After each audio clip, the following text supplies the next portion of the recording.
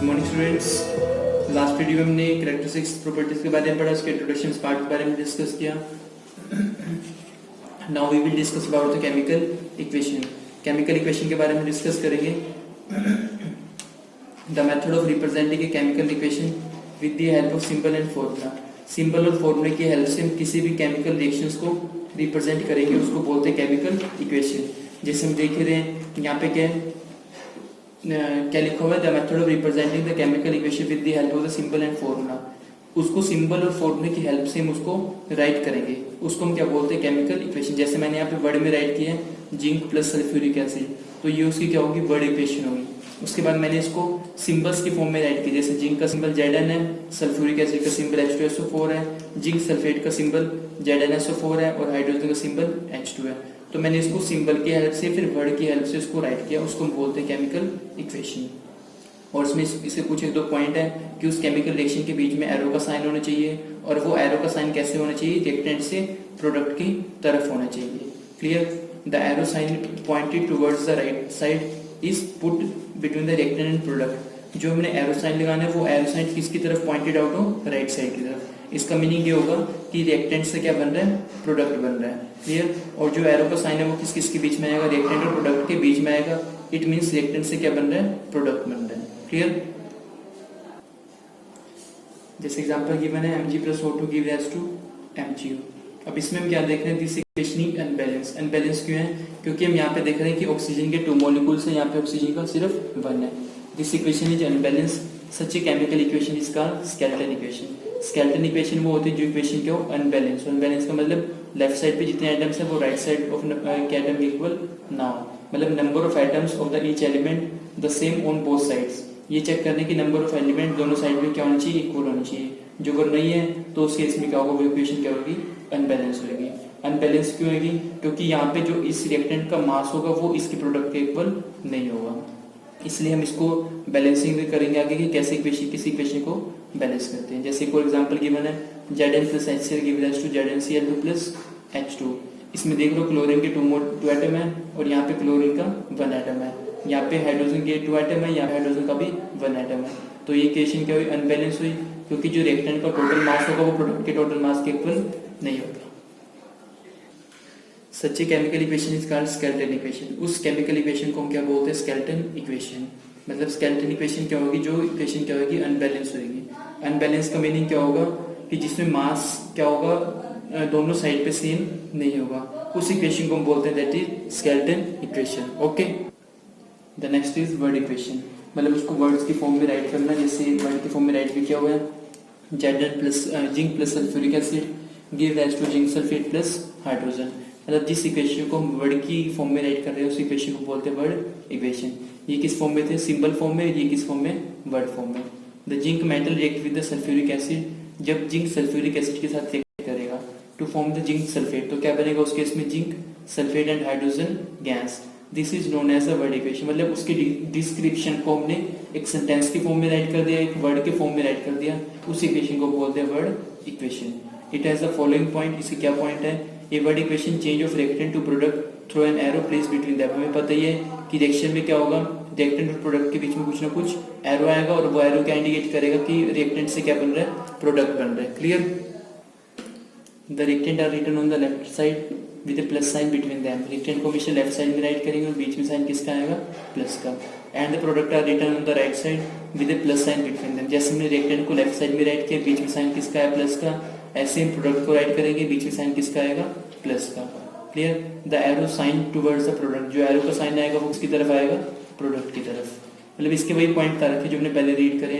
आगे balance chemical equation, इसके बारे में थ्योरेटिकल पार्ट डिस्कस करते हैं। बाकी नेक्स्ट वीडियो में हम इससे कुछ एग्जांपल्स डिस्कस करेंगे कि कैसे किसी इक्वेशन को बैलेंस करते हैं। काफी डिटेल में डिस्कस करेंगे, एग्जांपल्स लेके डिस्कस करेंगे कैसे किसी इक्वेशन को बैलेंस करते हैं। इसमें जो थ्योरी राइट है वो डिस्कस करते हैं। जैसे यहाँ पे गिवन है Zn+2HCl give rise to ZnCl2+H2। यहाँ पे हाइड्रोजन के 2 एटम है, क्लोरीन के भी 2 एटम है, यहाँ पे भी क्लोरीन के 2 एटम है, हाइड्रोजन के भी 2 एटम है। हम देख रहे हैं कि जिंक के लेफ्ट साइड में कितने एटम है, 1, राइट साइड में कितने एटम है, 1। हाइड्रोजन के लेफ्ट साइड में कितने एटम है, कितने हाइड्रोजन के एटम, 2, और हाइड्रोजन कितने राइट साइड पे, 2। अभी आपको बताया कि हाइड्रोजन लेफ्ट साइड पे भी 2 है, राइट साइड में भी 2 है, क्लोरीन लेफ्ट साइड पे भी 2 है, राइट साइड पे भी 2 है। देख ही दे यहाँ पे नंबर ऑफ एटम्स क्लोरीन के 2 है और राइट साइड पे भी 2 है। नहीं समझ में आ रहा, नेक्स्ट वीडियो में डिस्कस करेंगे। In a chemical reaction the total mass of reactant should be equal to the total mass of product. Balance chemical reaction के अंदर क्या होता है, हमेशा रिएक्टेंट का मास प्रोडक्ट के मास के इक्वल होना चाहिए। It means total number of the atom of each element should be equal to the both side of chemical reaction. जो हम यहाँ पे देख रहे हैं कि जो टोटल मास होगा वो किसके इक्वल होगा, दोनों साइड पे टोटल मास इक्वल होना चाहिए, रिएक्टेंट पे भी और प्रोडक्ट पे भी। Be equal on the both side of chemical reaction, such a equation is called balance chemical equation.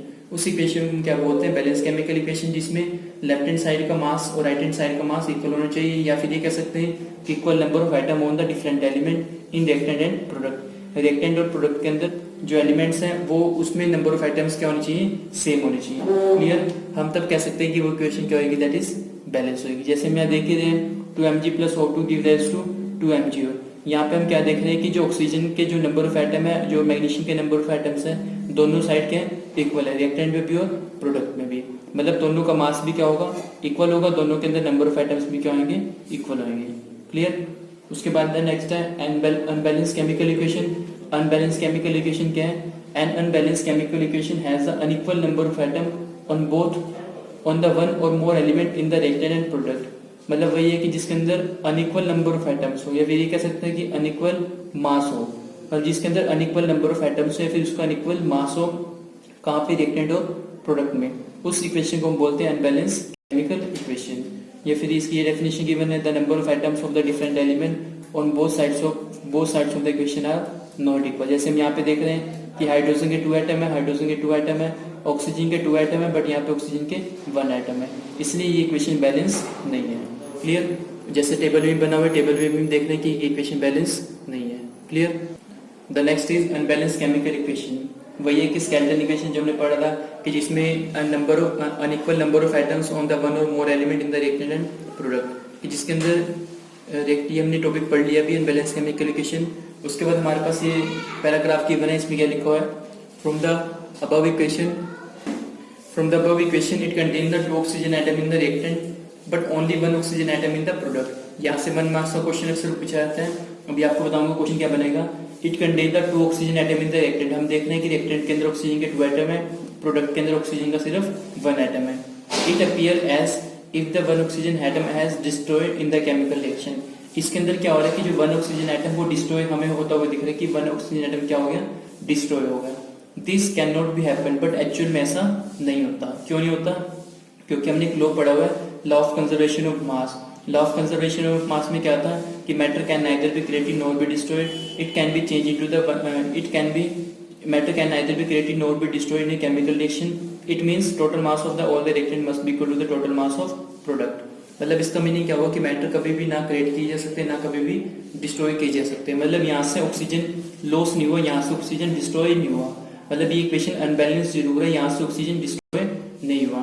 और ऐसा किसने कहा था, बैलेंसिंग केमिकल इक्वेशन किस लॉ के ऊपर बेस है, तो वो किस लॉ के ऊपर बेस है, law of conservation of mass के ऊपर। क्योंकि इस लॉ ने कहा था कि कभी भी मैटर ना क्रिएट होगा ना डिस्ट्रॉय होगा। इट मींस जो टोटल मास होगा रिएक्टेंट का वो हमेशा टोटल मास ऑफ प्रोडक्ट के इक्वल रहेगा। क्लियर। ये लॉ ऑफ जो हमारा बैलेंस केमिकल इक्वेशन था किस लॉ के ऊपर बेस्ड था, law of conservation of mass के ऊपर। In other words the number of atom of the different element on both side of the equation are always equal. इसका मीनिंग क्या हुआ कि जो नंबर ऑफ एटम्स हैं दोनों साइड पे, लेफ्ट साइड पे भी और राइट साइड पे भी, on both side of the equations are always equal. वो जो नंबर ऑफ एटम होंगे वो दोनों तरफ क्या होंगे, इक्वल होंगे। किस केस में, बैलेंस केमिकल इक्वेशन में। और वो किसने कहा था, लॉ ऑफ कंजर्वेशन ऑफ मास ने कहा था कि जो मतलब दोनों का मास क्या होना चाहिए, इक्वल होना चाहिए, जो डिफरेंट एलिमेंट है लेफ्ट साइड पे भी और राइट साइड पे भी। ओके। जैसे हमारे पास एग्जांपल गिवन है H2 plus O give rise to H2O। इसमें क्या लिखा है, this equation is wrong because the oxygen occur in the form of O2 molecules. ये इक्वेशन रॉन्ग इसलिए क्योंकि कभी भी ऑक्सीजन सिंगल फॉर्म में एग्जिस्ट नहीं करती। हमने पढ़ा था 9th क्लास में भी, जब हमने ओजोन लेयर के बारे में पढ़ा था, उसमें पढ़ा था कि O3 किस में ब्रेक होता है, O2 प्लस नेसेंट ऑक्सीजन में। फिर वो दोबारा नेसेंट ऑक्सीजन दोबारा ऑक्सीजन के साथ कंबाइन होती है, मतलब सिंगल फॉर्म में ऑक्सीजन एग्जिस्ट नहीं करती। Because the oxygen occur in the form of O2 molecules, oxygen हमेशा O2 मॉलिक्यूल्स में एग्जिस्ट करती है। नो 10 एटम मतलब सिंगल एटम में वो एग्जिस्ट नहीं करती। We should never change the formula of element or compound to balance the equation. हम कभी भी बैलेंस इक्वेशन को करने के लिए हम उसके फॉर्मूले को कभी भी चेंज नहीं करेंगे, सिर्फ उसको उसके सिंबल्स को या फॉर्मूले को मल्टीप्लाई करेंगे किसी भी नंबर से। मतलब मान लो फॉर्मूला यहाँ ओ लिखा हुआ है तो मैं इसको O2 नहीं कर सकता, मैं सिर्फ इसके आगे 2, 3, 1, 4, 5 कुछ भी लगा सकता हूँ, बट उसके फॉर्मूले में कभी भी चेंज नहीं कर सकता। और जब इक्वेशन बैलेंस हो जाएगी, जब मैं इसको मल्टीप्लाई कर दूंगा तो वो मतलब यहाँ से क्या पता लगा वो किसके ऊपर बेस्ड था, law of conservation of mass के ऊपर बेस्ड था। मतलब जो बैलेंसिंग केमिकल इक्वेशन है is based on the which law, इस लॉ के ऊपर बेस्ड है वो law of conservation of mass के ऊपर। उसने ये कहा कि जो मास होगा वो क्या रहेगा, total mass of reactant is equal to total mass of product. और हमने इसमें ये पढ़ा कि हम कभी भी फॉर्मूले को चेंज नहीं करेंगे, सिर्फ उसके सिंबल्स या फॉर्मूले को मल्टीप्लाई करेंगे किसी भी एक नंबर से। क्लियर? Thank you.